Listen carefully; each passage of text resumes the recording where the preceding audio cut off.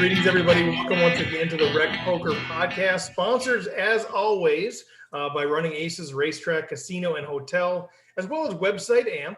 And in this chats edition of the podcast, we're going to talk to the man, the myth, the legend. We got John Barrows, you guys. He's the tournament director, tournament manager. He's the who'sness of the muchness of Running Aces, our official sponsor, who's been with us from the beginning. But we are going to pick John's brain a little bit and talk about the business of poker. I know not a lot of recreational players kind of think about that poker is actually a business inside of the casino business. And so we want to unpack that a little bit and pick his brain. But let's first introduce the panel to you. My name is Steve Fredland. I go by Rec Poker Steve in the Poker Stars home game. And my quote is from John Lydgate. He said that you can please some of the people all the time, and you can please all of the people some of the time, but you can't please all the people all of the time. And I think John will attest to that. And I'm Chris Jones. I'm 5x5 on Poker Stars home game and Twitter. And I got my first taste of live poker back this weekend at Running Aces. And it was just, it was like the happiest I've ever been playing poker. It was just awesome. So it was great. I'm Jim Reed, Bluff Serini in the home game. And you can find out about me and all the other members of the Wrecking Crew by going to rec.poker/crew. And I just want to say, hi, Mom. Hope you're listening. I'm John Somsky. I'm Poker Geek MN everywhere. And my quote today is from Sammy Farha. Just play every hand. You can't miss them all. So, Raisy Daisy. That's how he wants all of his opponents to play, I am sure. Yeah, Frogman Rick in the home games, boy, he likes that quote a lot.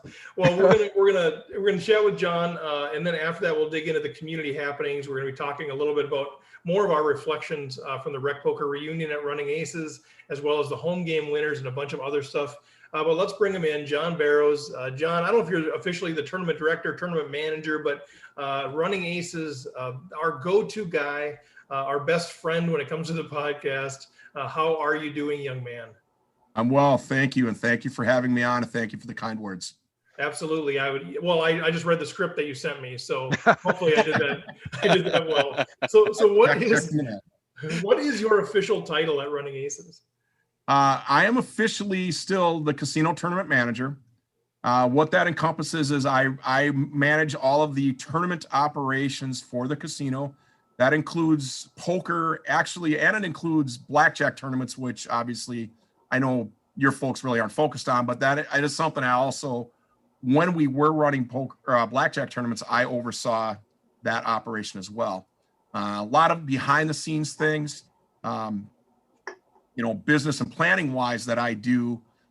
In addition, I run poker tournaments as well, which, I know both yourself and John have experienced many times where I've ran tournaments that you were involved in. So kind of double wear those hats most of the time since the pandemic. Running Aces hasn't run tournaments up until this last weekend for the, which you've mentioned, the Rec Poker reunion tournaments. Something we're obviously looking and I'm working hard at to get going again. So in the interim, what I have been doing is working in the poker room as one of the poker room managers. And in that, included in that was a lot of getting the poker room up and running again, not only from a small, we started at 5 tables. When we reopened again in January, we moved to 10 tables. Again, a lot of behind the scenes things, plus the very substantial challenge of getting the room staffed back up. And when we talk business, the business of poker, that is one of our big concerns. And it's not just our concern, but it's a concern of a lot of casinos around. I know our biggest competitor has the same concern. And getting staffing right now is a huge challenge for us. Yeah, I do small business consulting, and I know restaurants that are offering $5,000 to $10,000 sign-on bonuses for a short order cook. Over the road truckers are offering these huge bonuses. It's really, really difficult. And so, yeah, I mean, how are you sort of trying to tackle that challenge? In the midst of this situation where it's tough to get anybody to come and take that job. Well, it's interesting. Bonuses, we have a posting right now and we're actually about to take it down. We were hiring support staff in the poker room, chip runners and podium hosts, the people who check people in. And we were offering a bonus as well, a $2,500 bonus. And it's the first time we've ever done that, which tells you about the environment that we're in. Yeah. It's significant, and Running Aces, what we've done, and I know our competitor, and I'll mention him, Canterbury, has done the same thing now. We're running poker classes where we teach people how to deal poker. Many years ago, I was fortunate enough not to have to do this, but many years ago, it was a very common thing that if you wanted to get into the industry, you either had to know somebody, or the more likely avenue was going to be you were going to pay to attend a school. And it was a significant amount of money that you paid to attend a class. Somebody would teach you how to deal poker. And this was not insignificant money. And you weren't even necessarily guaranteed auditions or guaranteed jobs or anything. And the pendulum has really swung. And now we're finding out that we're having to get very creative to get people in. And, I don't think anything is off the table going forward when it comes to staffing up our building. And maybe, you never know, we may be offering signing bonuses for poker dealers at some point. Yeah. Possible. Yeah, well, it's the nature of any business, right? It's ebb and flow, and dynamics change. And I think the general population that hasn't been a business owner, hasn't been a business leader, doesn't really understand that. And so we run into these situations where, poker players that maybe haven't been in that situation don't really get, why is this so hard to get dealers? Why is it, why can't we have 40-minute levels on a $50 tournament with no rake? Like, I don't understand why this is so hard. Like, my buddy does that in his garage all the time. Exactly. They're not thinking about the business of poker. So that's why we wanted to have you on. So I want to talk a little bit about, let's start about, kind of where does poker fit into the landscape of casino profitability? I know that, Running Aces is different from every other casino. Everybody's different, but you guys have harness racing, you have table games, you have video poker, you have live poker, which is cash and tournaments. So talk a little bit about where does tournament poker specifically fit into the profitability matrix, if you will, of a casino? How big of a piece of that is that? I'll use everything I'm going to talk about will be kind of pre-pandemic. So pre-COVID, because that is also ultimately our goal, is to be in that kind of an operation again. Let's hope so, right? Like that's right. Let that be the vision. Yeah. Yeah, that's our vision. And so given where we're at right now, obviously tournament poker isn't fitting a lot in for us right now. So prior to the pandemic, for Running Aces specifically, and I know others might be a little bit different, but Running Aces, for lack of a better number, poker represented about maybe 10 to 15% of our total gaming revenue. Most of our gaming revenue comes from table games, and a very small slice of our gaming revenue comes from the harness racing proceeds. And then obviously we have some other, things that there's a little bit involved in, but very, very, very little in that, in that regard. So where tournament poker fits in for us is we always managed tournament poker in terms of the business side as I don't want to use the term loss leader because we didn't lose money at it. However, we looked at it as a way to really bring people into our operation. If you go back 7-8 years ago, we were struggling as a company, and one of my predecessors, Tristan Wilberg, who's one of our shift managers now, he had a real nice vision for what poker tournaments could be at Running Aces, and really started to get that going as a way to drive traffic into the building. So you started seeing us do a lot of things like $30 tournaments, where players could come in and play a poker tournament, get 4 to 5 hours of legitimate poker play with legitimate dealers, an actual tournament director at the cost of $30. It's just a fantastic value. We obviously weren't making money out of it, but we were driving traffic with it. He developed our free roll as well, which we had on Monday nights. And the free roll actually ended up being from on a weekly perspective was our most popular event and drove a lot of traffic into the building. And what we ended up finding out was it became a great vehicle to help rec players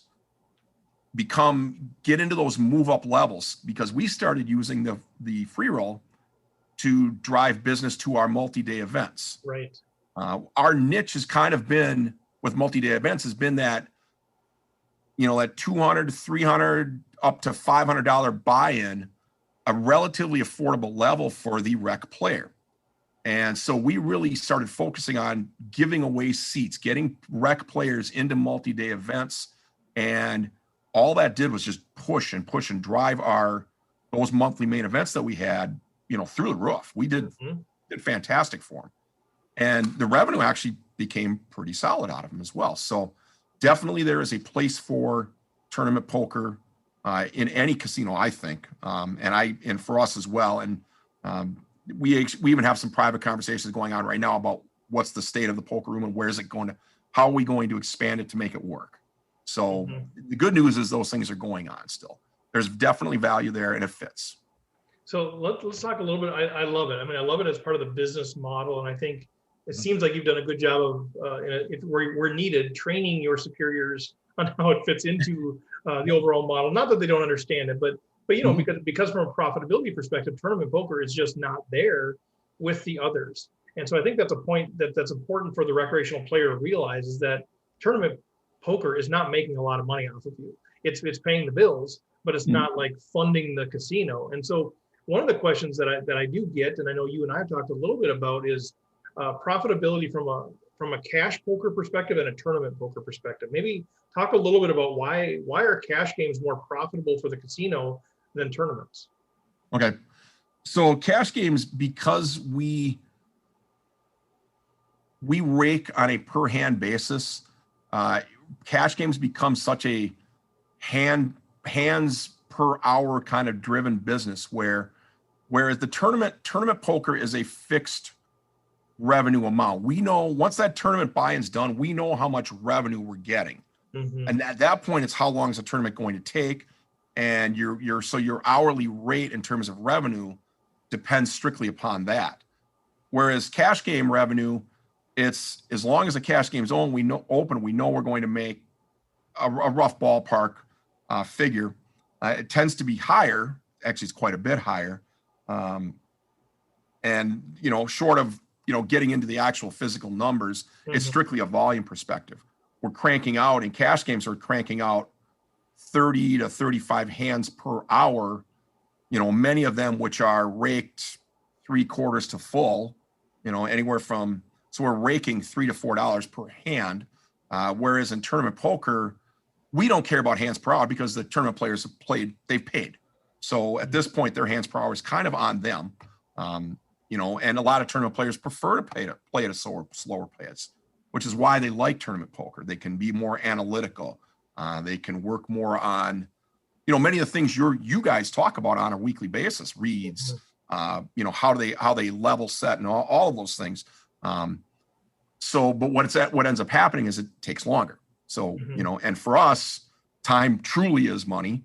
The longer a table's open, the more money I spend on it, between dealer hours, tournament director hours, and even to sliver that out a little bit, I technically have cashier hours, and then, all of the other support departments, security, surveillance, above that, that still technically slides in there a little bit to cover that. And that's before I even get into fixed cost coverage. So for us, revenue wise, obviously cash games are strong. Weekly tournaments are not super strong, but they also serve a purpose. And we definitely, I don't want to slight them at all, because I think they matter. They matter a lot because it also exposes people to the casino. It exposes them to things that, again, you move them up. A lot of players aren't comfortable with cash, but they can play a tournament. Eventually they'll play some cash. I've noticed we've had a lot of tournament players playing cash since we've reopened, since last summer. And in part because we don't have tournaments available, and they're branching out. The fear factor is gone a little bit. So, well, I know you and I have joked quite a bit in the past about me being your worst customer ever because I come in, I grab the free soda or the water, and I come play a tournament.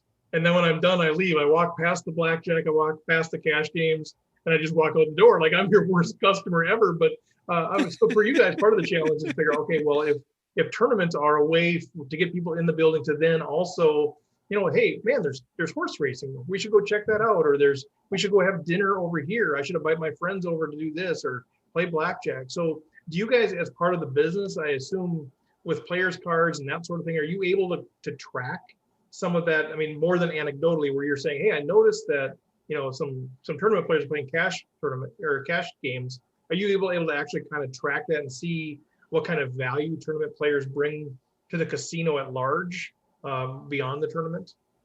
I actually am. As a matter of fact, one of the things I do as part of my behind the scenes role is I will take, because tournament players, you're required to use a player card to play in a tournament. So, and typically if you've got a player card, what we've experienced is that you'll use it in a live game in order to get your comps, because we comp live players back some money, whether it's pit or poker, they'll get some sort of comp back. Whether it's, you can call it rake back, however you want to term it, but it's some sort of comp that goes back. So most of the time they use their card. So one of the things I do is I actually will take all of my tournament entrants and then measure the amount of cash game play that they will play in that particular day.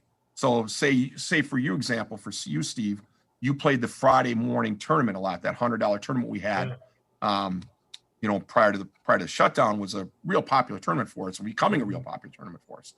So in theory, what I would do is after that tournament's done, the next week I would take everybody that played that tournament and I would run those numbers against, I have a report that can show me how much cash game play they played, every one of those players in our facility. And then I can show to, the people that matter to me, my superiors, then I can show them, hey, I'm getting this many hours in cash game play out of my tournament players. And it's a fantastic way to correlate value to having a tournament in the building.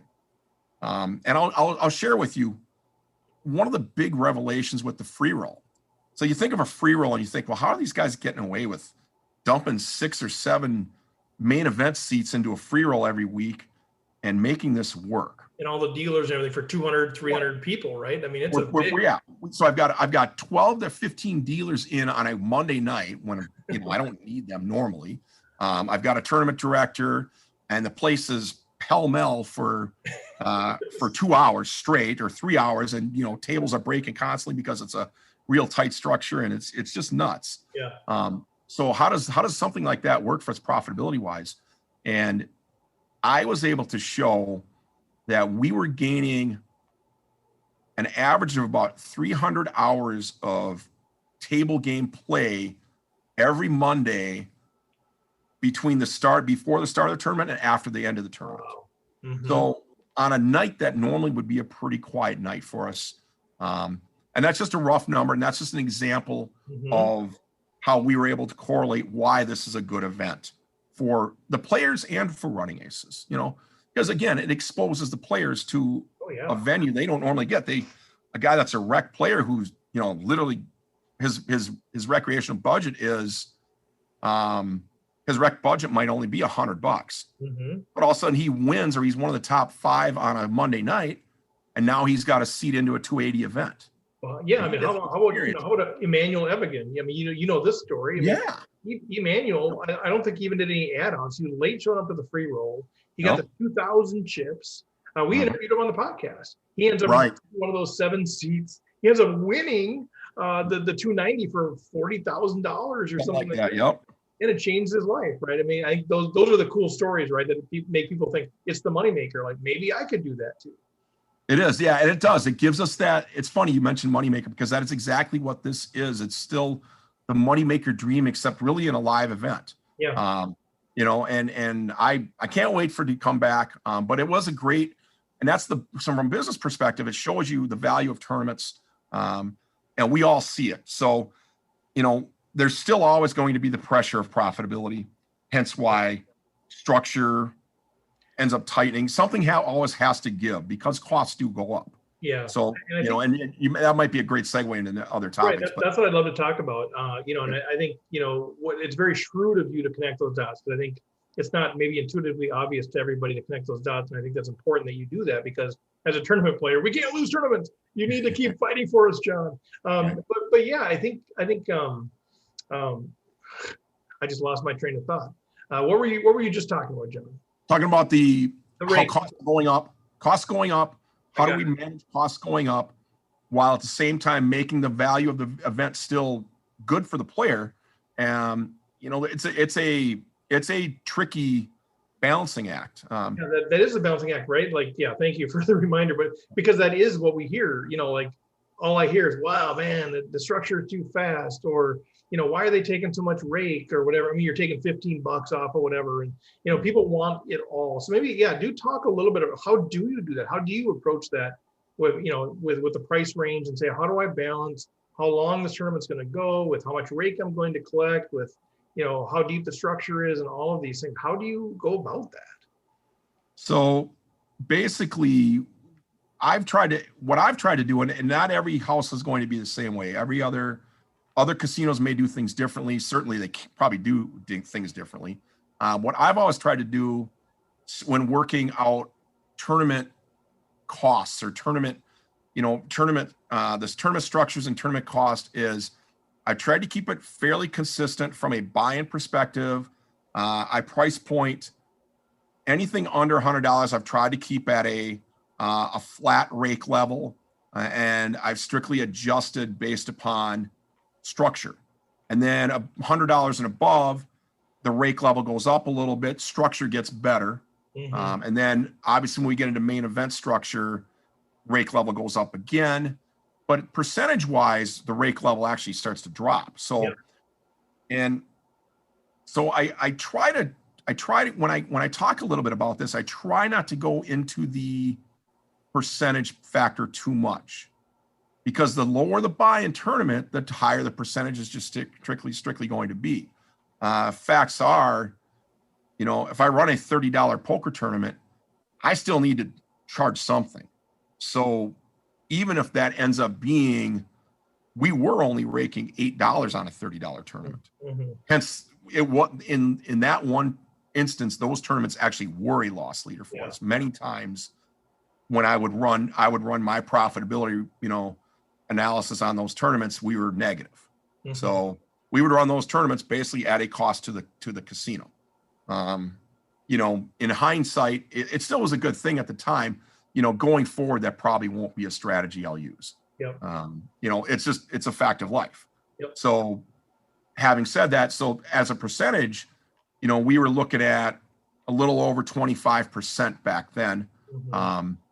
And then I think our biggest percentage that we would rake was the $50 event, our $50 tournaments where we were raking $15 on. Yep. So basically anything between 50 and 99, I'll use 99 as the number because we don't have a $99 buy-in, but anything between 50 and 99, I raked $15. Mm-hmm. So percentage wise would change just on buy-in, but the rake stayed the same, level stayed the same.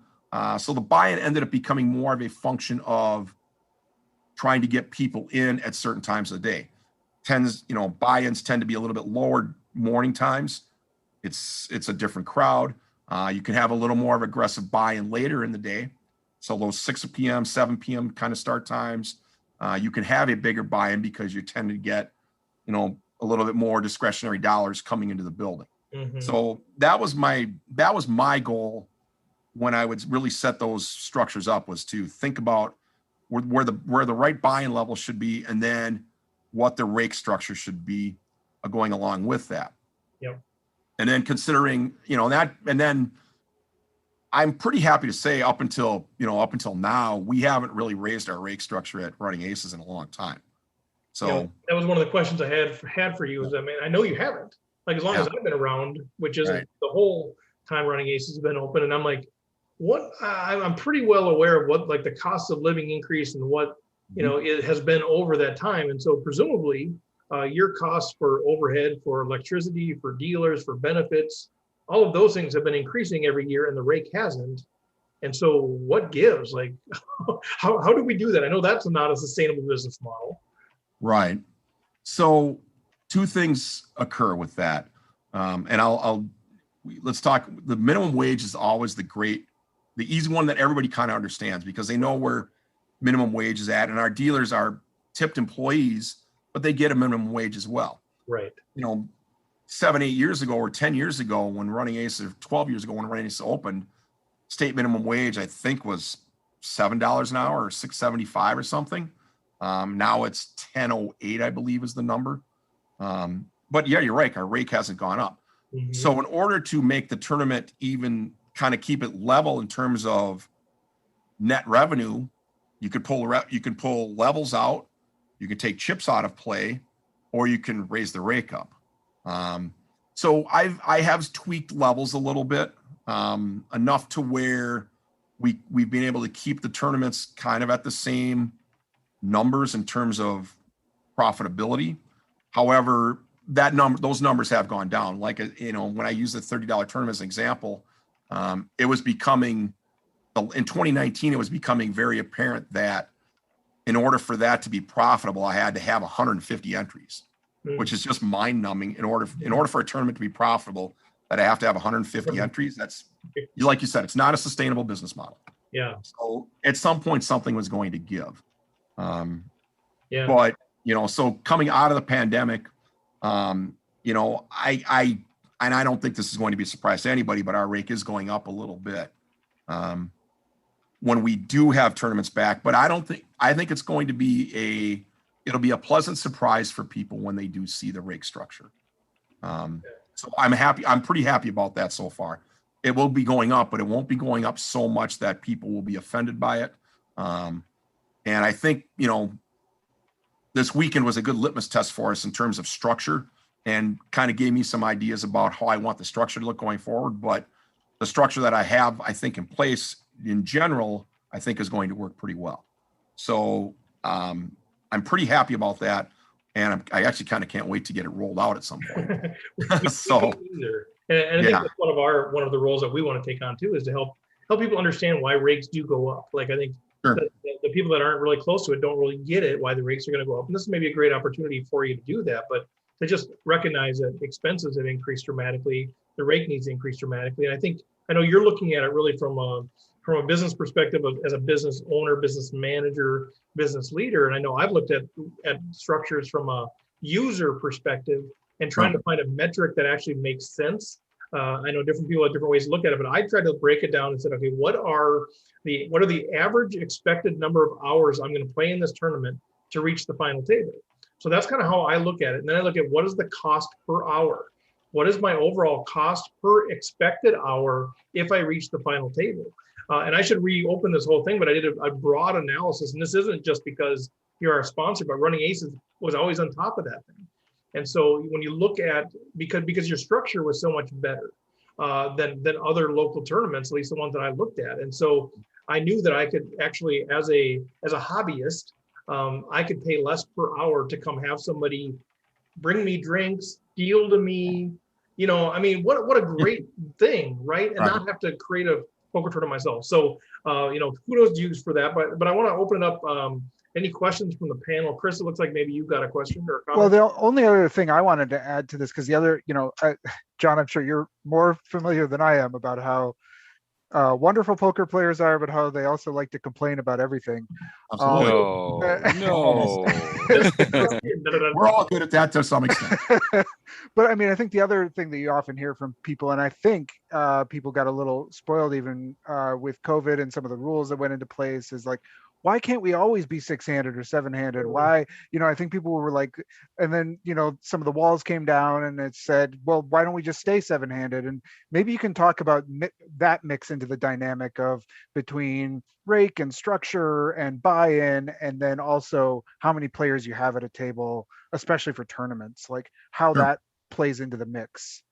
So the volume of player per table really will drive as the manager, for me, the total amount of table hours that are open for the tournament, which is my cost.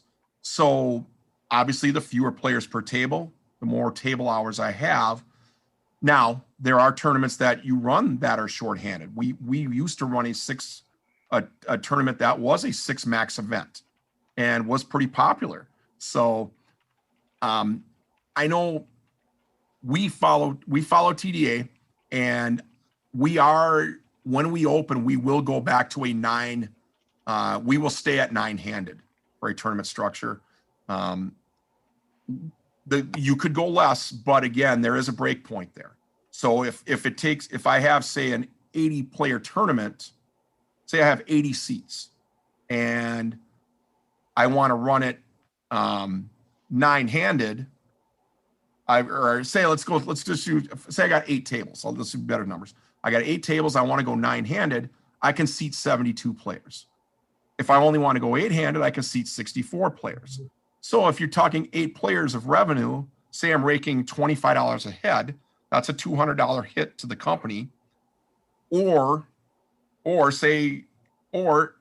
I have to have more tables open to make that up. So if I want to add those 8 players, I need to open up one more table. I can get that extra $200, but it's going to cost me X amount of additional table time hours to have it open. And then it may get into, now you get into other cost factors too, some opportunity costs. What if I only have one more table available and I want to use it for a cash game as an example? So do I give up that opportunity of that cash game revenue to have that tournament open? It's not just if it's just a simple, well, just open another table thing. Well, that's an easy decision to make if, assuming you've got staff available, et cetera. But if it's not always just that simple, sometimes it is opportunity cost. So that's an important and probably one of the more overlooked factors when making those decisions. So in general, I'm a proponent of generally having a 8 to 9-handed tournament is what I would prefer to have as a tournament director. Just from a management perspective, also, it makes running the tournament a little more predictable. Those 6 max tournaments, they're fun to play, they're fun to run, but boy, you can get really tricky with trying to keep tables balanced. Yeah. And you start bouncing players back and forth. And I know many of you have probably experienced this, but there's nothing more frustrating than getting moved. And then all of a sudden, guess what? You get moved 10 minutes later, and then you get moved again. And I'm the director, and I'm sheepishly coming over with a rack of saying, well, I gotta have you go. You're the big blind coming up. I'm moving you. And I've already moved you once, and you're losing value now because you're in theory losing hands. I prefer to not. We see you coming, and we're like, "Who's in the big blind?" Oh, right. And everybody knows the look. They all see the look on my face, and they know what's coming. And it's an unavoidable thing. And one of the things I really tasked the Running Aces tournament team is to be active and be aggressive, keep tables balanced. And I thought we did a pretty darn good job of it. And in main events, even daily events, I really pushed to keep tournaments balanced, tables balanced. It was something I heard coming in when I first took the role over back in 2018. And I really focused on it. And I think we've done a really nice job of that. So, and it's something I will continue to focus on. There, I hope that it's kind of a lot of talk, but I hope that covers kind of the whole process of why you want to keep the tables as many-handed as possible to at least open up. Now, I will tell you this, we are going to be 9-handed going forward. We were 10-handed prior to the pandemic. So that is one change that I am making, in part because I am raising rake a little bit, and TDA that's their preferred tournament style going forward is 9-handed, short of, special event kind of things. But they have recommended 9-handed as the norm. And I would like to stick with that as much as possible. And plus, it doesn't hurt to have a little bit extra space at the table. I was going to say, we're all big guys here. We like to get those elbows and knees involved. We haven't met in person, Jim, but I'm pretty big. So, and Steve and Chris can probably attest to that a little bit. You know, and John's not as big as he used to be, but he could probably understand as well. He's a lot yeah. smaller. John's half the man he used to be. Definitely, that's for sure. Well, I think it's good to know we've all gone through COVID, and we've witnessed a number of businesses that were not able to survive. So we have to remember that everything here is a two-way street. Mhm. So if we don't, as players, make it so that Running Aces can make a profitable business, then we don't have a place to play. Yeah. So, we've got to look at it both ways. It would be great if they would put on a tournament that would charge $1 a rake for a $55 buy-in, and the tournament would run for 12 hours over 3 days. That would be a great structure for people. They would do it for a month and go out of business and then never do it again. Yeah. Right. So we've got to keep in mind, now it's not saying you can't push for getting good value out of your money. I'm not saying that. We all want that. But on the other hand, it's got to be a win-win for both sides. Right. Absolutely. Well, and that's why we started experimenting with other kind of events and trying to come up with different ways to get extra value for players while we were still making an appropriate, what we needed to make the tournament viable for us. The Great Minnesota, which was our August main event, and I don't know if you guys recall this one, but it was an opportunity to play a multi-day event for $150 technically, and we had some add-on features to that as well, where you could do a $50 re-entry basically if you felt it. And then there was a staff appreciation that we threw in there. So in theory, you could spend up to $210. But we gave a lot of chips out for it. So in theory, you could have actually had a starting stack of like 40,000 chips, if I recall. And I don't remember the exact. I think that's right. Yeah. Yeah, and it was a great, but for a 2-day event, for a multi-day event, we had 20-minute blind levels. So you can imagine what it was like to go into day 2. The first iteration of that, we brought back almost 200 players into day 2, which was just a blast. Now, it was a blast for the players. I was running around like a chicken with my head cut off. And we had 3 tournament directors that day, and we were breaking tables faster than we could move people around. It was just incredible. It almost felt like a World Series event. It was kind of fun in that regard.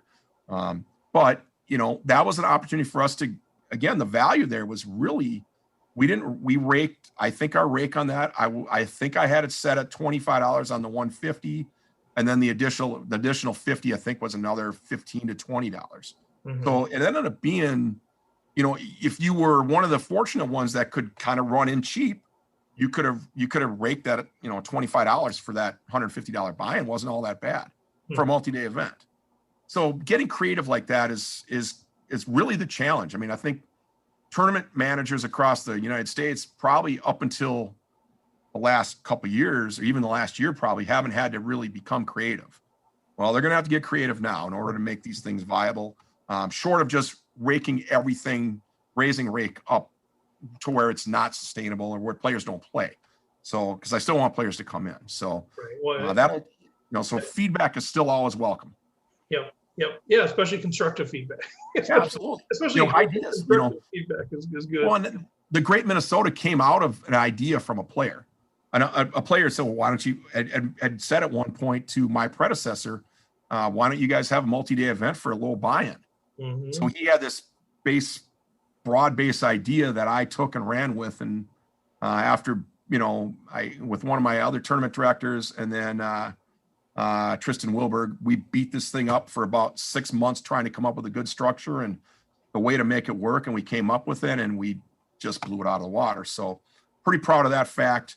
I love it. I mean, what I'm hearing there, and I think what the poker world needs to hear, is that our tournament directors, our tournament managers, casino managers are out there trying to be creative, trying to balance these things. And it's not easy. If you've ever had a position in your life that you've had to try to optimize things where there's no something always has to give, it can be really tricky. So I think it's important for people to hear that you are out there trying to, optimize the whole triangle of the rake and the structure and how many Right. people at the table. And I think what John said, I think is impressive. I think that's right on. We're in this movement of, hey, support local, support small businesses. Mhm. Same thing here, because we want them around. We don't want the flower Right. shops and the shoe stores downtowns to close, and we don't want our local card room to close. I don't want you guys to close and have to go more than 20 minutes to go play cards from a Right. very selfish perspective. But I think that's what I want the people to hear is that, man, we got good people, smart people trying to crack this nut of how do we optimize the experience. And so I know we're at time, but John, is there anything that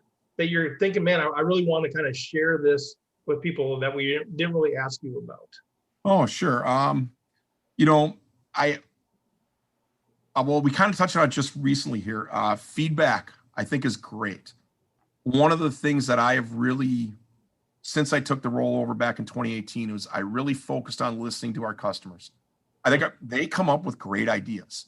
And to me, if it's presented in a positive manner, or at least a constructive manner, right. To me, that feedback is invaluable.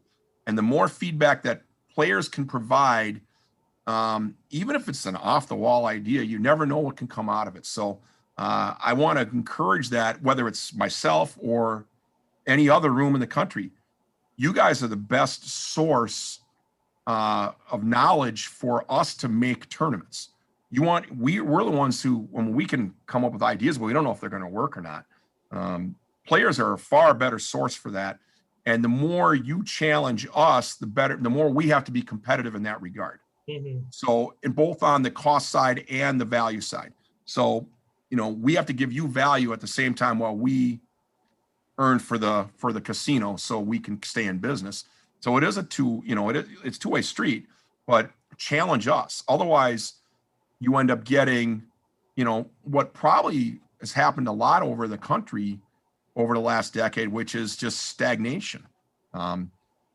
Tournaments just look the same. They are the same. Nothing changes. And so the more ideas that can come out, the better. So I would always encourage that. The other thing I would add on the business side of this are, for the career side, people, I'll share with you how I got into this. I kind of got into poker on accident. I've been in this business now I've been working this for about 10 years. I dealt in a bar league for a couple years while I was working here, maybe for a little bit before. And then when I was at Ace, when I started at Aces, I was doing that for a little bit. But my history is I'm a supply chain manager. Mm-hmm. So totally out of the casino business. I was in supply chain for over, 13, 14 years. And then I was in real estate. I was a GM of a title and closing services company for a few years. And so I have this really weird background, and I had wanted to become a poker dealer in part because I thought of it as a good retirement job. And so I had a friend who worked at Canterbury who was doing this bar league, kind of trained me, and I ended up getting into running Aces that way. So I kind of fell into it on accident, and it's worked out really well for me. I really enjoy it. And so what I've really found with working in this business is that it's the most fun I've ever had working in my adult career. It's a fun job. Working with you guys is a lot of fun, even though it's frustrating at times. It is a ton of fun. I look forward to, when I was running tournaments, I really looked forward to walking in and find out what kind of tournament I was going to have that day. What can I do to sell our business to these guys, to the tournament players a little bit more? What kind of challenges am I going to have? It's a lot of fun. Dealers, and if you're going to be a dealer in this business, dealers can make good money, working part-time, and they get to deal poker. Right. When I was in supply chain, I saw guys loading trucks in the middle of summer, like right now, with a clear top trailer, and the trailer inside is probably 120 degrees. And the sweat is pouring off their foreheads, and they're loading these trucks. And those guys got paid well too. You could be doing that or you could be dealing poker to John Somsky, the most Thank you, chill guy in the world, who's the nicest guy around, and he's gonna take care of you, and you're gonna have fun while you're working. So for anybody that's ever thought about it, I would say investigate it. Talk to people that are in the business, learn more about it. There are a lot of ways to get into this business, especially right now. There's a ton of opportunities. It's like any other business. So if you've ever been on the fence, I would say investigate it. If you have fun playing, you're probably going to have fun working in this business too. I love that. And I think, as part of our partnership too, like if Rec Poker could play a part in that too, if you're wondering, if you're seeking guidance on, would this be a good career for me or not, reach out to us, man. We Absolutely want you to understand that as well. If it's intimidating to go to John or to the casino, talk to us. We want to be part of that deal too. And I mean, our community will help you learn the other games too, to supplement the training you're getting. Absolutely. And so I do think that's a partnership that we can have. So I love that. And I think dealing could be the end stage career for you. But that's a great career in and of itself. You get to go to the World Series of Poker if you're good enough, and if your desire to do that, you get to deal some of these big tournaments that John puts on, that $100,000 for the winner. You get to be in big spots dealing with people, and you get to deal to people who are going to tip really well in some of the games. Those Omaha games are crazy. These people, pretty crazy game. It's like they're tipping really well. So I think that's a great thing, but also just getting into the industry. If you love poker, if you love being around poker, I know poker dealers have often made the best players because they sit there and spend hours at a time studying reads and studying what people are doing and betting patterns. And so I think it's a great on-ramp. If it's not the final career stage, it's a great on-ramp to just being in the industry and doing something and being around something that you love. Yeah, it's funny you mentioned that about players and dealers being good players. And I remember when I was dealing, and it wasn't even intentional, but it felt like I knew what everybody had. Yeah. And it taught me was for your guys, for your audience, what I learned, the lesson from that was pay attention. If you're a player and you're not paying attention, you're missing tons of information, because dealers have to pay attention. We don't have a choice when we're dealing. Right. So I got the cards and I'm dealing my cards and I'm running my game. I don't get to watch the TV, or at least if I'm a good dealer, I don't get to watch the TV, or I don't get to talk to the waitress, or I don't get to look at my phone, or I don't get to, talk to the guy next to me about the football game, or, any of that. I've got to run the game. And what I discovered in that process was, boy, I know what everybody's got, or at least I think I do. Right. So that was a big wake-up call for me. So if there's no lesson out, if nothing else comes out of this, I think your audience, all the people listening to this, they can take away that, when you're playing at a poker game, doesn't matter if it's tournament or cash, put your phone down, quit watching the TV, watch what's happening, watch players. I mean, you learn a ton of what's going on. Yep. And, and then for me, as the guy working in the business, it made the game that much more enjoyable, because I can start to see what people are doing. Yeah. And, this makes sense now. Oh, that's why.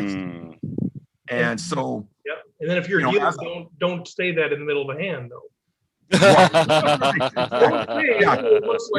You still sit there nice and quiet, and you're like, I know what this guy is. But yeah, you don't say that out loud. Right. So, well, John, I mean, it's always a delight. You and I have talked for hours already before. We'll absolutely. talk for hours again, and we could talk for hours now. But this is so good. I hope it just gives some people a little bit more insight into the business side of poker. I think your final two comments about feedback is welcome. Like, if it's intimidating to get a hold of John, get a hold of us. We'll pass it on. But John, absolutely. I think that's important. And then the whole the career side is important. And that's part of how we run the business. But as we kind of wrap up here, how do people get in touch with you? If they say, what, John does seem approachable, and he is, I can attest to that. I have ideas that I think are helpful. How do they actually reach out to a casino manager? So I'm sure every casino across the country has a couple of basic ways to get a hold of them. We have an email feedback piece that any customer can go to. And I think it's just info@runaces.com. It's literally that email address, info@runaces.com. And you can always reach out and just make comments or ask questions. And we get a fair amount of questions regarding tournaments through that outlet already. And Steve, I'm also comfortable sharing my email address with you guys. Okay. You can go ahead and you have it, so you can go ahead and share that however you want. I don't know if you want to run a sidebar or whatever, but we'll put that in the show notes. We'll let people know that. Yeah, and your audience they're free to reach out to me at any point and ask me questions about anything. I am absolutely open to anything for them. If I can answer questions for them, great. Or if they've got comments or even want to talk about the business, about working in the business, whatever I can do to help out.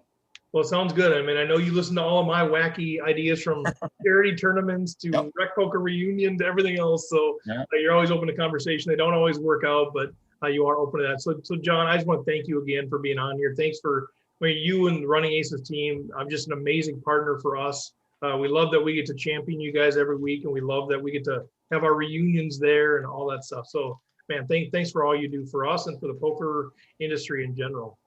Yeah, glad to be part of it and glad that you guys could have me on. John, it's good to see you again. Chris, I hope you had a good time this weekend. Jim, I can't wait to meet you in person. Downtown it, buddy. Looking forward to that. All right. Well, there he goes, John Barrows. John, you can feel free to drop off. We got some other things we're going to take care of, but we'll be in touch. Thanks so much for everything. All right. Sounds good. Take care. All right. Well, let's listen in on what Jonathan Little has to say, and then we'll come back with winners of home games, and we'll talk a little bit about more of what's going on in the community here. Ever wondered whether you should call a preflop raise or 3-bet instead? What do you do when you have a flush draw? Do you raise it, or do you just call? What do you do with ace-king when you miss the flop? Are you tired of guessing about what the right play is with your particular hand? Well, my name is Jonathan Little, and I am a 2-time World Poker Tour champion and creator of PokerCoaching.com, where we offer over 1,000 interactive hand quizzes where you play a hand and then get real-time feedback from our world-class pros. Don't guess and don't stress. Just register for your free account at PokerCoaching.com/recpoker right now. All right, that might be. It's a record. We've got 3 Johns on the podcast tonight. Jonathan Little, John Barrows, and John Somsky. I think that might be a first. And we got a Jones and a Jim. I'm the only one without a J. Get this bum out of here. I know, right? Well, I know we use up a lot of extra time talking to John, so we can make this part a little bit quicker. But any thoughts, anything kind of stick with you guys from that conversation? I think it's clear he has a passion for it, which is good for all of us. And, if you've got ideas that'll make the experience better, hit him up. Yeah. Now, are you only saying nice things about John because he says nice things about you, or is that how you honestly feel? No, he's always been a really nice guy. So. In fact, that was one thing that really piqued my interest. He mentioned this possibility of people like sitting at a poker table enjoying working with John Somsky. And I'm like, if anyone can figure out how to enjoy working with John Somsky, man, please let me know. We're all desperate to figure out how to have a good time hanging out with this guy. Yeah, I didn't bother to dissuade him of his opinion that he thinks I'm a nice guy. I'll let him figure that out the hard way. Chris, anything for you? I mean, it's just great. I think that, I kind of joked about it, but I think that poker players do complain a lot about rake, about structure, about, everything, because we do want to just be able to basically play for free with hour-long levels where, we get we want everything, but I'd like it to be 6-handed, please. And right.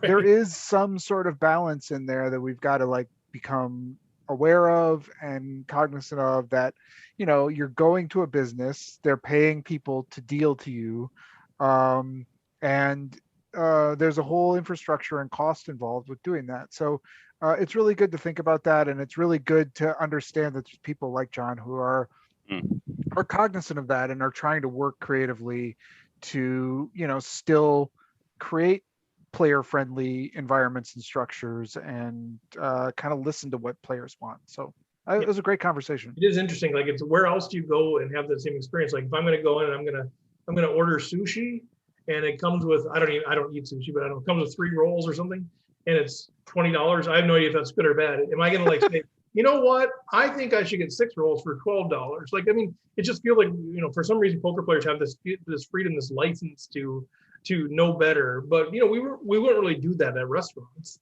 because we just trust that they're charging us the right amount. So it's interesting. But John and I have had a lot of conversations about the nuances of where poker fits into the business, and I think it's fascinating.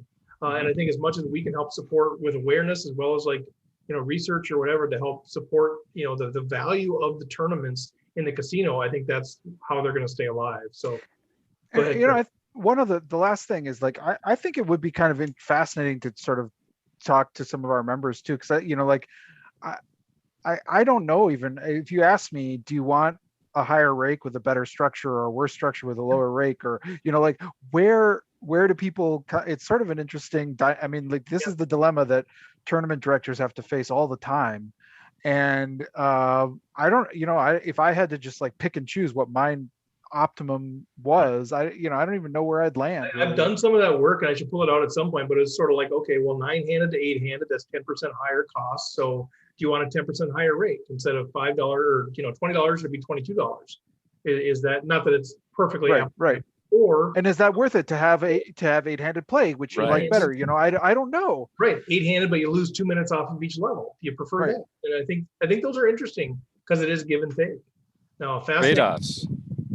What's that? Yeah, no, that's it. Trade-offs. It's different players have different preferences for these kind of cusp cases, where it's where is the value present for certain people? I think that's now really we're going to get into utility theory. Now you're really that's right. We all have a different utility curve of those different things. So exactly. There we go. You'll get me going, but good stuff. So let's get into some of the community happenings just real quick. We had a great time this weekend. We talked about it a little bit. We had a few of us participated in the harness racing. They gave us some bets so we could learn how to use the machine. It was pretty fun.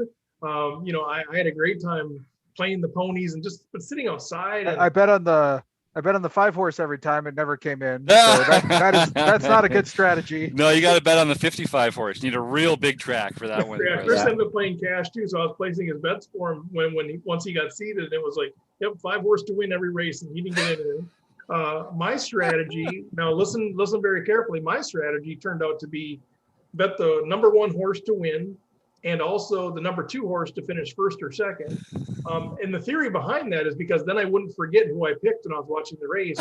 And I taking a slip out of my pocket, get a 6 horse to show. So 1 to finish 1 or 2 to finish 1 or 2. And I made pretty bucks. You won money doing that. Genius, but no. Everybody's got a system. We had fun, that we had dinner, we had the races, then Friday we had dinner, and then we had the tournament, which capped out what we could fit in 4 tables. Saturday morning we had breakfast, and then we had the tournament. A number of people showed up to those meals. It was just super fun. The whole thing was super fun.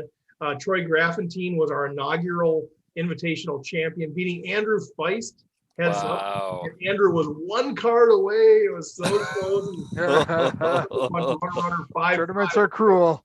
Yeah. Tournaments are cruel. I was able to get heads up of Brian Morey took down the second tournament. So those were our 2 champions, Troy, Brian, great job. But wonderful time was had by all the entire weekend. So definitely a do-over type of event. So thanks for everybody that came out and participated in that thing. Running Aces was thrilled, and we had a ball. And like John said, we treated the dealers great, treated the servers great. People said it was like a charity event. People were so happy and just positive community. And so thanks for being consistent with what it is we're trying to do here. So wonderful stuff. With that, why don't we turn it over to Mr. Somsky, who of course has Mr. Barrows convinced that he's nice as well. John, what do you have to say for us? About anything, or what's your thought on, I know Jim's stoicism, you could go down that. Yeah, do it. Yeah.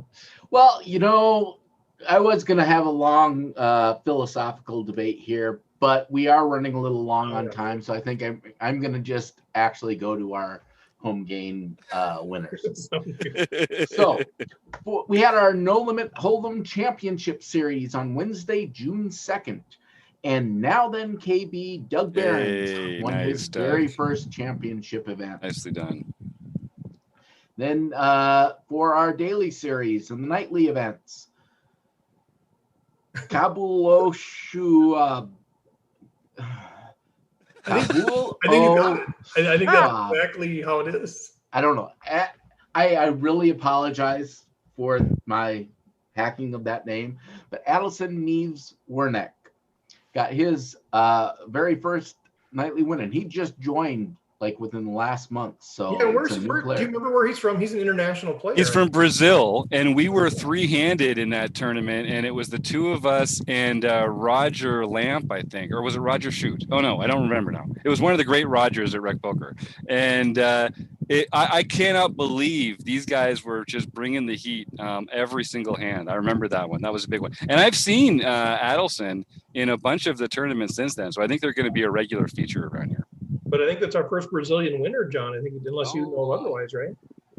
That could be. I do not. Yeah. That's one of the stats I do not track is the location or birth dates or addresses or zip codes of any of the players that. Yeah, I just happened to notice it in the home game. So congratulations. Yeah. Yeah, very nicely nice. done. Then I don't know if first. we're going to be shipping any merchandise down to Brazil. I mean, we can talk about that. But if we do, can we just take a second here? Because I don't want John to get too comfortable. Like, I know that the black and yellow looks good for Steelers fans everywhere, but check out the silver fox over here. Look at Steve Fredlin rocking the black and white. Damn, Steve, you're making it look good, man. Thank you. It's a good looking shirt. I started wearing. I wore the polo up to Fargo, and I'm like, I kind of like this. I'm not really always a polo guy, but I kind of like the feel, and it looks crisp. Yeah, I really like it. Ladies, I'm telling you, check out the YouTube version of this podcast. I hope you're not just listening, because you're going to want to check out what's happening over here in the corner. I'm going to get Tracy. Jim is. Oh, he's not available, ladies. He's taken, but feast the eyes is all I'm saying. 30 years, baby. I'm taking. But it's fun. Yeah, the merch part of it's fun. John, that is Jim that derailed that one. Sorry, John, were you in the middle of something there? That's all right. Well, June 1st, Rabman 50, Rob Washam. Yeah. Got his first nightly victory for the year. Take it home, Rob. Represent. Fourth lifetime. Then Rick the Good Dog, Rick the Rock Oman, got his first nightly for the year. Sweet. Wolfman 109, Adam Wolf, got his second nightly for the year. Papa Barks, Go Adam. Dave Barker, got his first nightly for the year. Yes, sir. You need to interject there, John. I apologize. So I'm a little bit disappointed in what happened that night, however. So Dave Barker gets a hold of me around 8:10. The tournament how do I get in here? My account's been suspended. He didn't, it wasn't tracking what we were doing. So I'm scrambling from 8:10 to about 8:30. Okay. I'm like, are you reading this? Well, I haven't done that yet. Well, okay, now you got to do this. You got to set this up. You got to put your username in. I'm walking him through this whole thing, and he gets there by 8:30. He ends up beating me heads up that night. Did I let this guy in? So anyway, sorry, I had to interject there. But Dave, congratulations. He came out this weekend too. So well done. That's awesome. That's awesome. That's great.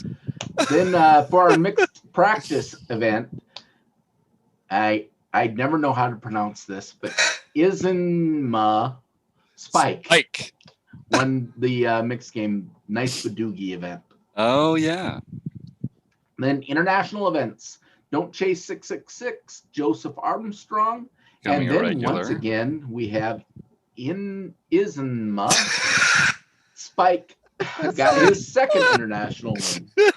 Back to back, Spike. There you go. We got to give him the old back to back. He's got to know that, there you go. You got it, brother. Well Can done. you change your poker stars? Well, first of all, I got to win one of these, but then I want to change my name, so that's hard for John to pronounce. But yeah, that's right. What I might just saying is somebody won. Okay, then on June 6th, we had Binkley, Eric Jin. Nice. On the daily LPP event. Fantastic. And that's his second win there as well. He's a Raiders fan like our buddy Rich, so he might like that polo a little better, Steve, making it look sharp there for those Raiders fans across the way. And don't forget, on June 19th, we have our Heads Up series. Registration is open. It's going to be on Saturday at 1 p.m. I don't know how long the event's going to take. It's the first time running Heads Up. It's a shootout format. So that means once your tournament and you need to wait for all of the other tournaments before the next round begins. So just be aware of that, be prepared, and there is no late registration for this event. So if you want to play, register early. You can go register right now. Hey, John, so can you confirm, so it's just in the same PokerStars club as our normal nightly? Yes. We just look for that date, the 19th? Yep. Okay. And in our normal club, it'll be in the 19th. You might need to sort the tournaments because the default sorting is when they randomly get created. So sort by date, and then you'll be able to find it. Okay, and then then you're in. And if you register and don't show up, you're gonna get blinded off. So it's basically a buy for the first person, I assume, right? Yep. All right, sweet, dude. And anybody registered yet? Do we have any early? I know I have registered. Okay, John's into that thing. I might need to go register right now while you guys are talking. Yeah, there you go. Get those registries. And John, the winner of this actually gets to play against the crew in Marek Madness next year, right? This is one of the qualifying tournaments for Marek Madness. We will be having this event 3 times in June, September, and December, or June. Yeah, September, December. Yeah. That's right. Okay, that's right. And the winner of each one of those tournaments will be one entry. And if someone wins all 3, then they probably have a good chance of winning Marek Madness. Good point. Good point. There's 5 of us already registered now on June 19th. So let's get out there. You guys have been asking for heads up play. Let's do this thing. And this June 7th is when we're recording, so we have a little bit of time. But this gets released on whatever the 15th. The 15th. Yeah, so I guess this is our final episode before it actually happens. So that's it. Yeah, get out there this Saturday. All right. Great stuff, John, of course, as always. Amazing. Anything else you want to talk about in the home game stuff? Nope, that's it. All right. How about you, Mr. Jones? What do we want to chat about? I'll just be really quick. I think we're moving on to our second month of our new seminar structure coming up soon. So look for that. We had a great time doing it the first time, and I think there's lots of ways we can keep using this tool. So we're really excited about it. I don't actually know this, but like when does that get released? The video recording for that for members, and then I know people are able to participate in that. What is the avenue for people that are saying this sounds cool, but I missed how I can participate? So it'll get released in early July. We'll be recording it in late June, and people, all you got to do is get on the forums. You got to be a member, a Rec Poker member. You got to get in the forums. There's a post that Jim put up there. And all you got to do is sign up and say, I'd like to be part of this. And then we work with you to try to make sure that you can show up that night. Yeah, this one's on June 28th. So there's a thread in the Rec Poker forums under the group, a monthly seminar. And you can there's room for one more person at the time of this recording in this session and a couple alternates. And if you're second or third extra on the list, we'll just use you in July. And then the seminar comes out on the first Tuesday of every month in multiple parts, very easy to break down and enjoy. So I'm looking forward to that. It was so much fun.